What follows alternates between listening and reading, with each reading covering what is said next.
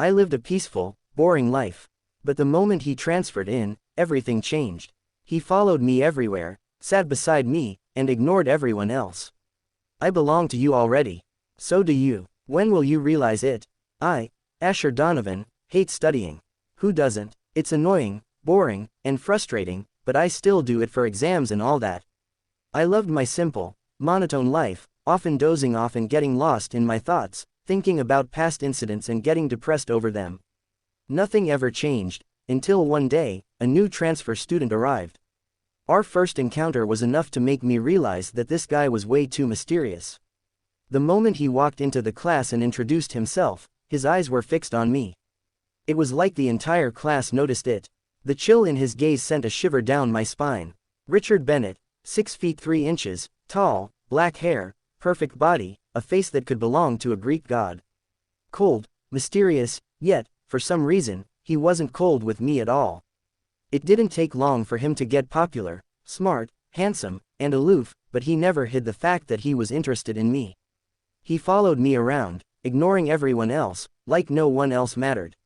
He was weird, so weird. When he arrived, he took the seat beside me and became my seatmate. The first thing he said when he saw me was, "You look much cuter."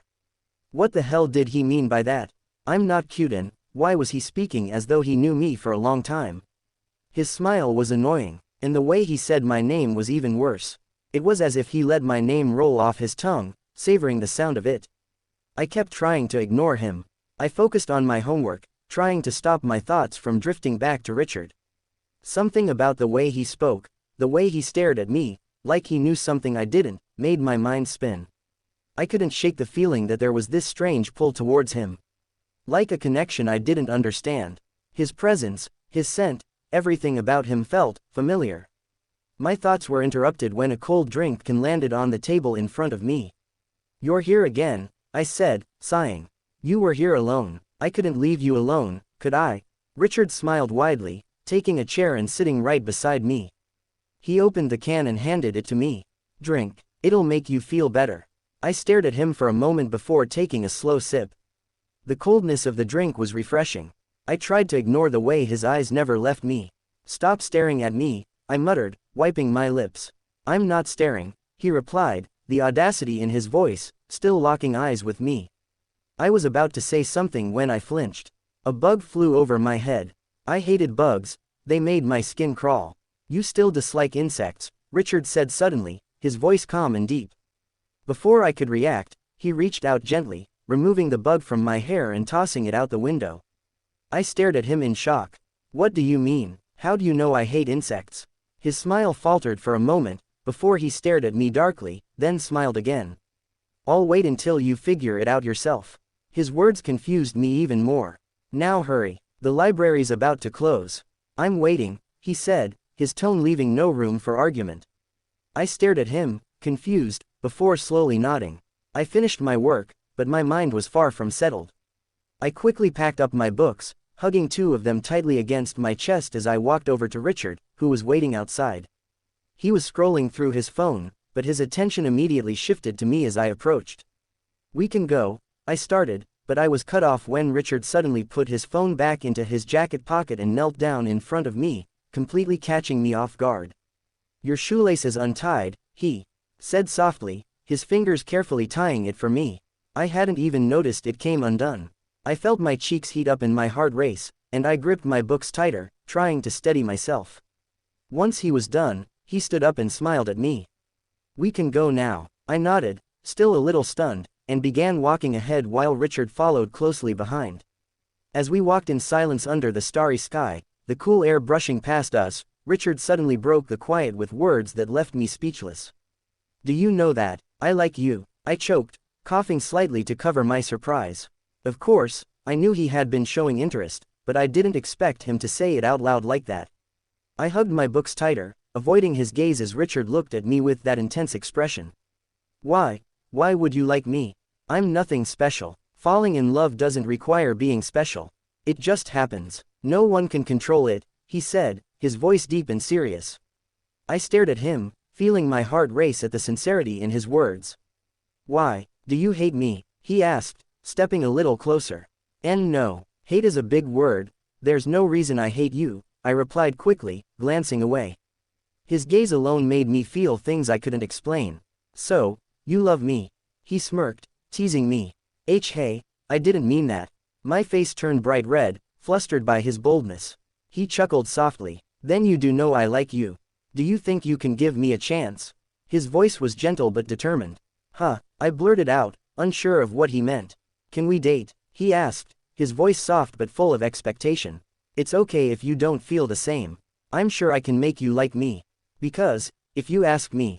He stopped and stepped even closer, lowering himself just a little to my height.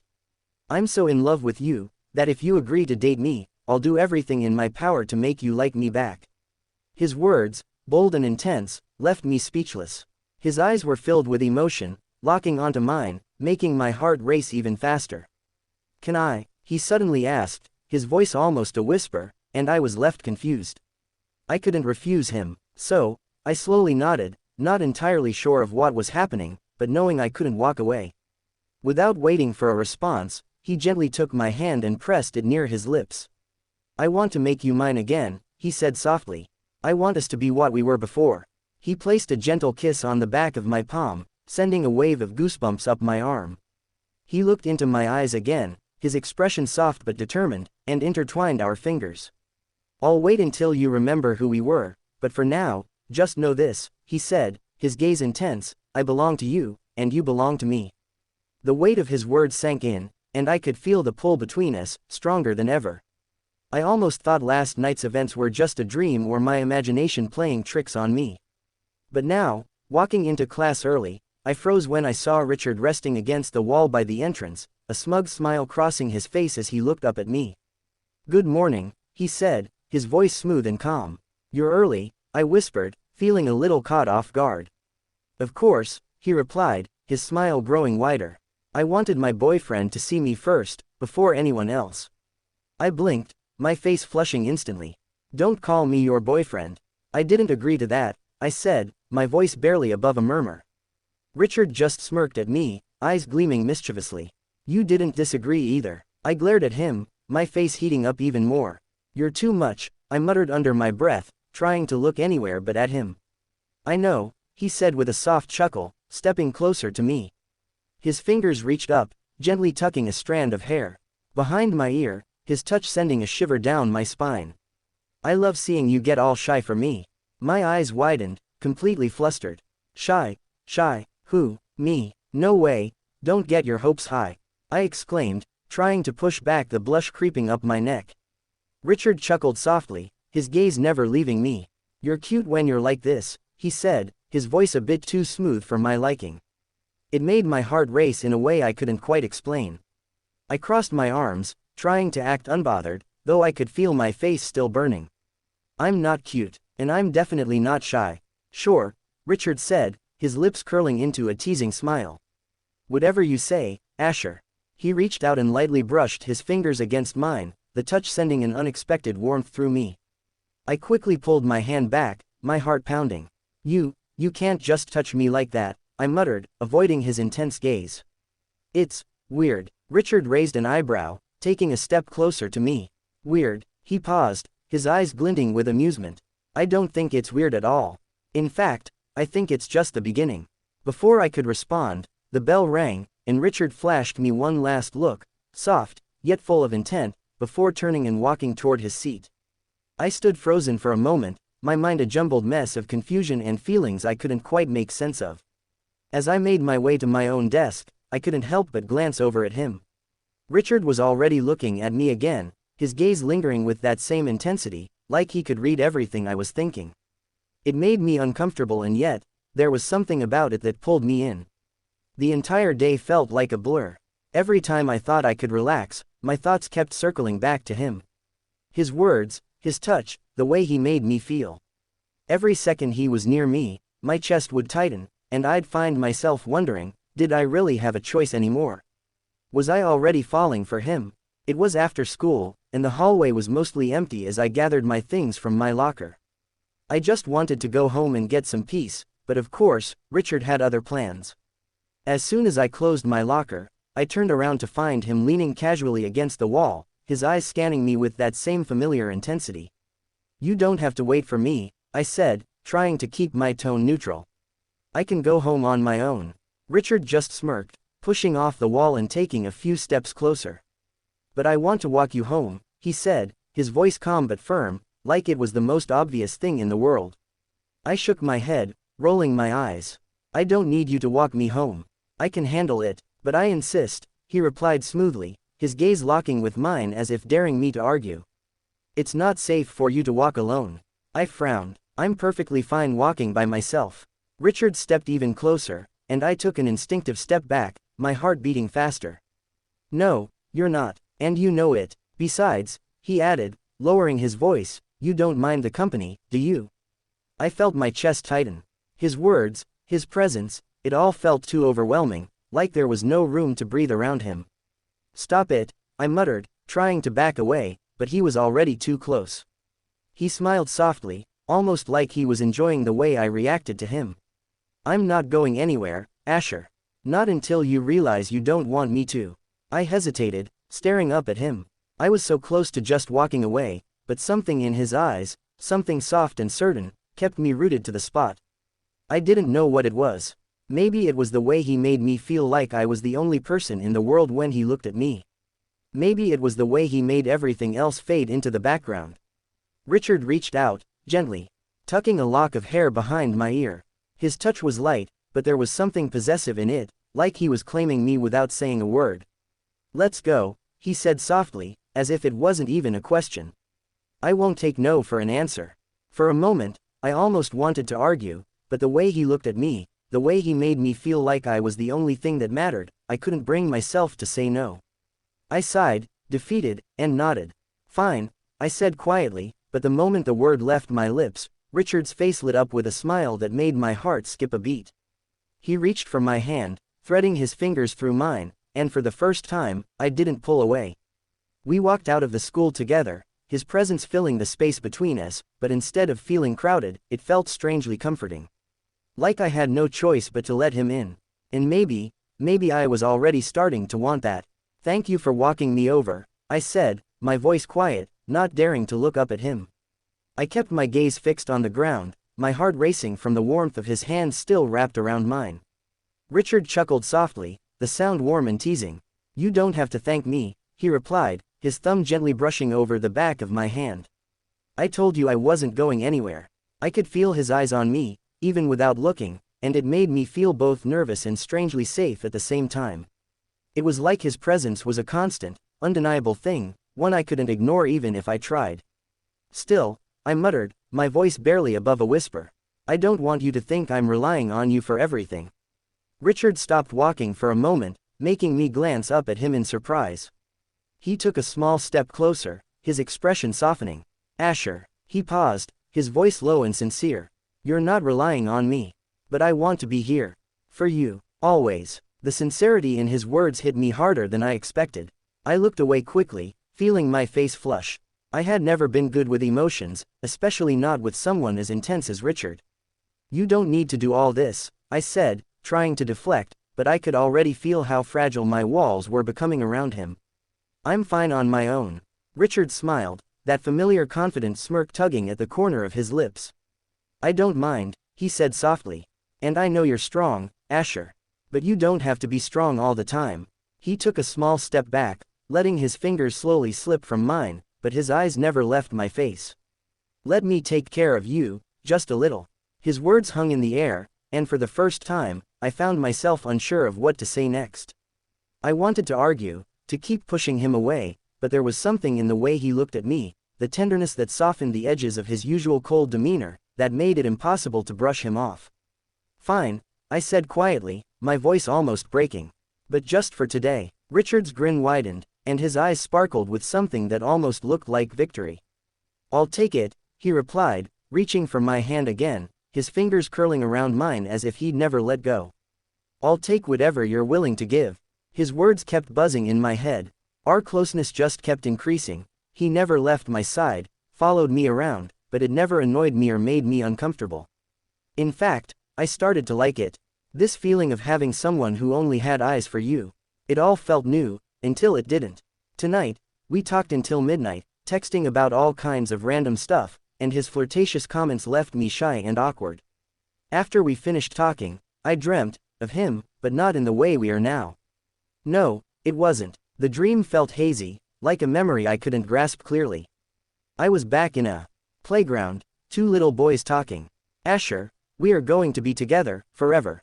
Aren't we? Of course we are. Best friends and also lovers. They say the one you love truly always stays with you forever. But then what if I lose you and you forget me, like your goldfish brain? I don't have a goldfish brain, and if I really do, then you can just come and find me and make me remember that I belong to you. I finally saw it. That was me, when I was little. And the other boy was. I jerked awake, my heart pounding in my chest. I quickly grabbed my phone and texted him, my fingers shaking. We need to meet, now. I threw on some thick clothes in a hurry, barely registering the cold as I pulled on a hoodie and jeans and ran outside. The foggy park was empty, but there he was. Good morning, Richard said, his soft smile easing some of the tension in my chest. Without a word, he took off his scarf and wrapped it around me, then pulled off his gloves and gently put them on my hands. I felt the warmth of his touch seep into me, and before I knew it, my tears started to fall. He stared at me in shock, his eyes widening, before a gentle smile spread across his face. Oh, you remember? He asked softly, holding my hands. I nodded, my lips trembling. Why didn't you tell me before?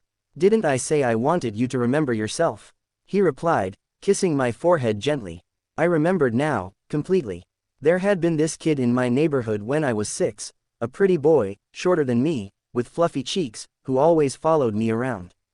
We used to play together all the time. He hated it whenever I played with anyone else, and I didn't let him play with anyone either. We were so close, we liked each other so much that we even got married, you know, kids' marriage, with giving each other candy as a marriage certificate and promising to be together forever. But when we were 9, his father had to leave for a foreign country for work, and we separated. Now I remember, it was him, it was Richard all this time. Richard smiled gently, wiping away my tears. I'm just happy that you remember. When did you return? How did you find me? I asked, leaning into his touch. I came 1 month before I transferred to the school, he laughed softly. I had a hard time consoling my dad. I wanted to see you badly, you're the only one I came for. I went to the old neighborhood, but of course, you weren't there anymore. I was lost and broken, thinking I couldn't ever find you again. But then I remembered you once mentioning your hometown. So I went there to find your mom. Auntie recognized me instantly and told me where you were. I quickly transferred to your school. I recognized you in a second, but you didn't. But I'm glad you remember now. He smiled, connecting our foreheads together. Of course, I was an idiot for not realizing it earlier. I remembered now that he used to call me the brain of a goldfish because I forget things easily. Maybe that's why he kept asking me to remember him, our wedding. I kept saying I'd remember it. But look at me now. I really had forgotten it. I really do have the brain of a goldfish, I sniffed, feeling embarrassed. He chuckled softly. It's fine, you remember now. That's what matters. So now, I'll make sure we never separate, so you won't forget again. He kissed my tears away, and I couldn't help but smile, feeling shy and flustered all over again. Sitting on the swing, we both stared at the sky, now swinging gently. I asked, why didn't Mom tell me that you went to meet her? I requested her, Richard said, his eyes as always fixed on me. Oh, now it makes sense. When she smiled last time I was talking to her, she said I was going to get something I lost back, I said. Richard chuckled. Auntie said how much you cried for months after I left. Huh, no, I didn't cry. Mom's lying, I said, my face turning red. Really? Richard asked, his hand reaching out to gently caress mine, which was holding the swing. I couldn't speak. My emotions were all over the place as I glanced at him. He remembered all our promises and kept thinking of me, wanting to meet me while I had forgotten everything. He kept his promise, came looking for me, and made me remember. Noticing my silence, Richard gently pressed on my hand. What happened? Are you mad at me? I'm sorry for not telling you earlier. I wanted you to remember yourself, and I also wanted to see if I could make you fall in love with me like this, without you knowing me from before. I really want to be with you. Every second I spent with you these days was as precious as those back in childhood. But if you want, I can leave. We can break up. Don't leave again so I won't forget. I cut him off, staring at him with determination. I was sure he could see the emotions in my eyes as I held his hand back, gently squeezing it. I smiled. What break up? I never wanted that. From childhood until now, we haven't broken up, and even in the future, we won't. Let's continue to be together. Richard stared at me, his face full of shock and his eyes wide. Instantly, his eyes welled up with tears. Gosh, this feels so tight in here, but in a good way, he whispered, clenching his chest. I stared at him before chuckling and pulling him into a hug. Okay, stop with the dramatic lines, okay? I asked, patting his back. He chuckled and nodded, snuggling into my neck and hugging me back. Pulling away from the hug, I smiled widely. He gently held my face, his sparkling eyes silently asking for permission, which I gladly granted with a gentle nod. He hesitated for a moment before slowly leaning in, pressing our lips together. We sat there for a while, still close, our hands intertwined, the soft sounds of the park filling the space around us. The air was crisp, but the warmth between us seemed to make everything else fade away. I could feel his breath on my skin, his presence so comforting yet so electrifying at the same time.